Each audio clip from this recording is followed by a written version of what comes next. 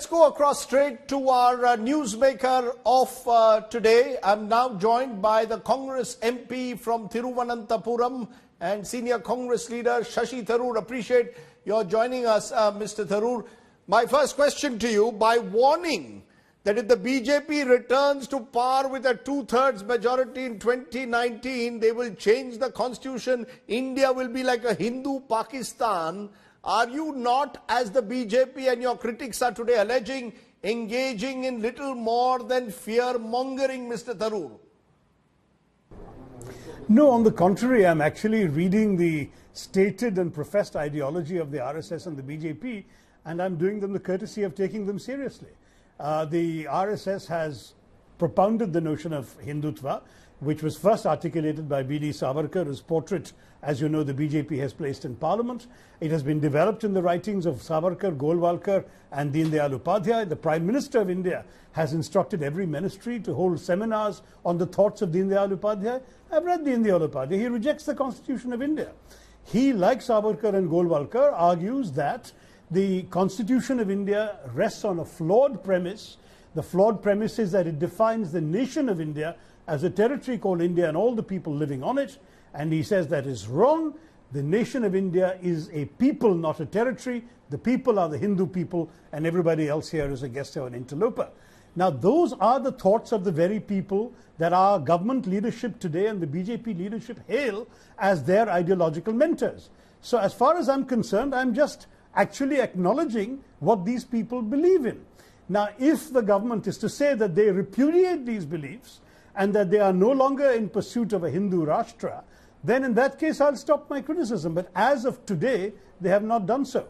And therefore, the danger remains real that if they proceed on the basis of their own convinced and professed ideology, then indeed they will try and change this country into a Hindu version of Pakistan, which many devout and liberal Hindus like myself would not agree to, because we have grown up in an inclusive Hinduism and believe in an inclusive India.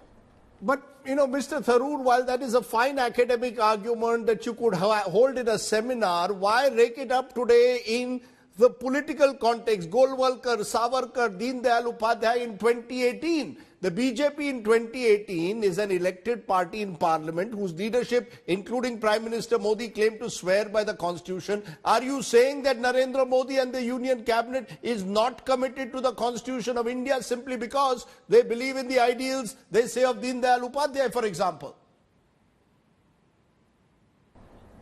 Look, as far as the Prime Minister is concerned, he has even said the Constitution is his only holy book, which it was actually something I applauded at the time that he said it, until I read him also saying that he is a great admirer of Deendayal Upadhyay's thoughts and that every ministry in the government of India should study the thoughts and ideas of Deendayal Upadhyay. Now, you can't have both at the same time. The BJP is consistently trying to have it both ways. It is saying on the one hand its admiration for Savarkar, Golvalkar, Upadhyay and so on and their ideas, and on the other hand they're talking about the Constitution, and one or the other has to give way. If the Prime Minister were to stand up today and say, I admire Deendayal Upadhyay but I disagree with him on the Constitution, or I admire Savarkar but I disagree with him on Hindu Rashtra, that would be the end of my criticisms. But to this day, the Prime Minister and the BJP leadership have never repudiated these icons. They continue to hail them as their great ideologues. So all I'm saying is an accurate reflection of what the BJP stands for and the RSS stands for, until the time that they say they no longer stand for it. If they say now that they are convinced by the inclusive Constitution of India, that they are not in pursuit of a Hindu Rashtra, and that debate is over, I'll be the first one to acknowledge that the debate is over. It's not yet over because they haven't actually walked away from their convictions. You know, it's interesting, Mr. Tharoor, that you are here unsparing today in your criticism of the RSS's vision of a Hindu Rashtra, because only last month Pranab Mukherjee, former president, senior congressman, was at an RSS event where he seemed, if anything, very keen to build a dialogue with the very forces that today you say you fear want to create a Hindu Pakistan if they get a two-thirds majority in parliament. No, listen, we can dialogue with everybody, whatever their convictions may be. But we have to have that dialogue within the ambit of certain political principles and convictions.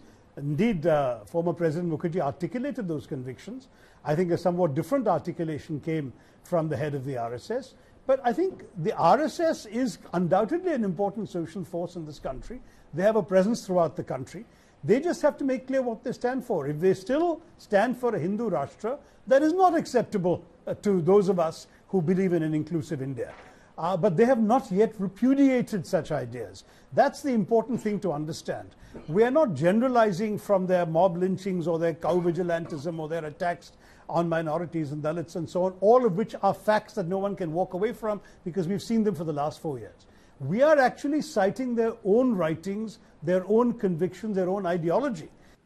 But look at the politics of it. You know, Shashi Tharoor, already the Congress party, your own party, is distancing itself from your remarks because they, I think, fear that you have given a handle to the BJP to move away from the core issues of the time, economy, jobs, agriculture, revert back to religious identity. To that extent, are your comments being seen as a distraction from what the Congress leadership otherwise tells us is going to be its focus ahead of the 2019 election, that they don't, beyond a point, want to actually challenge the BJP on Hindu Rashtra? You know, Rajdeep, I've used this phrase before, so I'm a bit taken aback that suddenly it's come up. In fact, somebody found a tweet from 2013 in the lead up to the 14 elections in which I've said exactly the same things. I'm not saying something terribly new. All I'm saying is very simply that this is one consideration, because the topic that was given to me for my speech was challenges to Indian democracy and secularism. That was the topic, and that was the topic I was addressing. If I were to speak about the 2019 elections, I would probably spend more time focused on the misgovernance and the failures of the BJP government, and indeed the mismanagement of the economy, which has given us such poor results in the last 4 years, the lack of jobs, the agricultural crisis, the failure of the economy, of industry, of exports. All of these we can point to, and I can talk about them for the election. That wasn't the topic of the speech I was given. So I addressed the topic I was given, and in the context of challenges to Indian democracy and secularism, this issue remains a fundamental challenge. We have to defend the Constitution of India on which our secular democracy is built. You know, Mr. Tharoor, that's interesting that you want to raise this issue and take the debate over secularism to another level, the debate over, Hindu Rashtra, Hindu Pakistan. But these are the kind of comments that are also coming at a time when the Congress, or at least a section of it, Mr. Tharoor, seems to be practicing what many believe is soft Hindu politics. Your leaders from Rahul Gandhi downwards are on temple runs ahead of every election, even while the party seems to be concerned about being seen as pro-Muslim and anti-Hindu. But now, by warning of a Hindu Pakistan, if the BJP comes to power with a big majority, are you in a sense, sort of either embarrassing the Congress or distancing yourself from the Congress's soft Hinduism? Where does this leave the Congress's attempt to win back the Hindu vote? Or the so-called Hindu vote? Well, look, in many ways, it's precisely the argument I was making. I've even cited in the book a Muslim friend saying that he felt secure in India because the Hindu majority believed in inclusiveness and acceptance of difference. That is precisely the kind of Hinduism that I'm proud to stand for. I don't know if you can see me right now where you're sitting, but I've just come from a temple, and the marks of the chandanam are still on my forehead. I'm not somebody who is approaching this as some sort of godless anti-Hindu, as they like to caricature me. I speak as a Hindu who is a proud Hindu, but a proud, inclusive, liberal Hindu who has been brought up to accept that other people have other religions and other ways of worship, and that we must go along together with all of them. But the BJP is saying that, Shashi Tharoor is in a way demonizing Hindus and Hinduism. As you said, your book, which you just now referred to, Why I'm a Hindu. Are you, in a way, willing to challenge the BJP's RSS vision of Hinduism?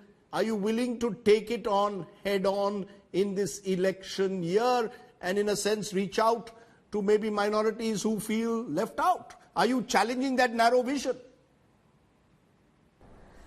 I certainly do denigrate their narrow-minded and bigoted version of Hinduism, because when you speak of something like a Hindu Rashtra, you are actually betraying the fundamentally inclusive nature of the freedom movement. When the Muslim League of Pakistan, that created Pakistan, bigotedly argued for a state to be founded for the people of one religion. We never fell into the trap, the founding fathers of our republic never fell into the trap of accepting the same logic and saying, okay, you've created a Muslim Pakistan, we'll create a Hindu India. On the contrary, they said that we've always fought for freedom for everybody. And therefore the national struggle was a struggle for the rights of all Indians irrespective of their faith. And the logic of Pakistan was never accepted by us. That is a very important issue that we must remember. If a Hindu Rashtra is sought to be imposed on India, it would actually be a betrayal of the values of the freedom struggle, because it would create a Hindu version of Pakistan, which is not what Mahatma Gandhi and Jawaharlal Nehru and Maulana Abul Kalam Azad and Sardar Patel fought for. They fought for an inclusive India, and that's what I believe the majority of Indian Hindus also believe in. You know, you've used the word inclusive India more than once already in the last few minutes, and saying this is what the Congress represents, what our founding fathers wanted or was their ideal. Yes, but the BJP and its supporters say that in the quest for this inclusive India, the Congress, which has ruled India for much of the last 70 years, only practiced Muslim appeasement. And you come from Kerala, a state with a large minority population, and your comments are being seen by some as a design to consolidate your support among minority groups. This is aimed to consolidate the minorities. Listen, I have a Hindu majority in my constituency. I don't know what appeasement we're talking about. We're talking about every Indian citizen having equal rights. That's all the Constitution guarantees them. Any question of appeasement becomes a totally different issue. Here, I'm making an argument as a Hindu to my fellow Hindus that you all need to wake up and realize what is being sought to be done in our name. And as I say, the day the BJP and the RSS say, we have abandoned the project of a Hindu Rashtra, I shall stop this criticism. I would like very much for the Prime Minister to say the Constitution is my holy book and I have no desire to change it in this essential respect. That is not, unfortunately, the official position of the very people whom he idealizes and whom he hails as his ideological mentors. Let me ask you again, and I must persist, is the Congress willing in this 2019 election, general election, to take on the BJP and the RSS on issues of Hindutva, of secularism? Or is this an issue which will push you on the defensive? So while you may be speaking out on it, is your party really willing to question and challenge these notions of secularism in 2019? So my answer, Rajdeep, is that we are going to lay a number of issues before the voters, principally whether they're any better off after 4.5 years of this government, which they're clearly not, whether jobs have gone up, the economy has gone up, industry, exports, agriculture, all of these issues we will raise before the voters. It, however, doesn't mean that if I'm invited to speak on challenges towards Indian democracy and secularism, that I should abandon the very biggest challenge facing Indian democracy and secularism, which is the ideology of its current custodians. That's the precise issue here. Let me rephrase it. Is being Hindu, or who is a Hindu, or who is a good Hindu, a terrain the Congress is willing to confront the BJP, RSS on in an election year? Listen, Rajdeep, I've already answered this question. I've come from a temple myself. I think that every Hindu is not necessarily a BJP version, Hindutva believing, Hindu Rashtra pursuing Hindu. I think the majority of Hindus are very happy to live in peace with their neighbors and friends of other faiths. And I think the majority of Hindus have an inclusive understanding of their faith, which accepts that others are different. That's certainly the way in which I was brought up as a Hindu, as I've explained in my book, and that's the principle that I'm trying to advocate today. Shashi Tharoor, as always, appreciate your joining us, giving us your perspective. You've triggered off, in a sense, of political controversy. Some would say storm in a teacup. Others would say it's a sign of things to come. Thanks very much for joining me here on the news today.